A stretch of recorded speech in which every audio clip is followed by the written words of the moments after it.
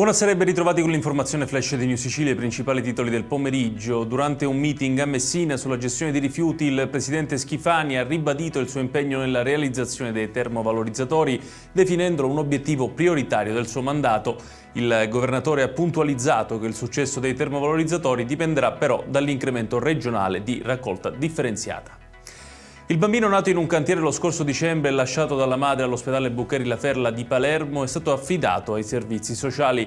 Il piccolo, chiamato Ivan, è stato salutato dai medici e dagli infermieri che negli ultimi 2 mesi si sono presi cura di lui. Avrebbe sfogato la sua rabbia per un litigio con l'ex compagno contro la figlia di 14 anni, aggredendola con un coltello, provocandole una ferita di 8 cm al braccio. Protagonista una donna di 34 anni di Catania, denunciata per lesioni personali e maltrattamenti in famiglia.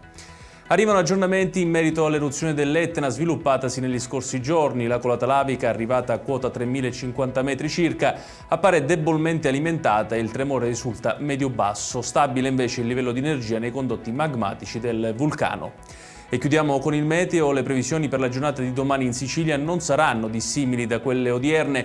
I cieli infatti continueranno ad essere nuvolosi su tutta la regione per via di infiltrazioni di aria umida che stanno interessando l'isola. Possibili piogge sparse ma di debole intensità.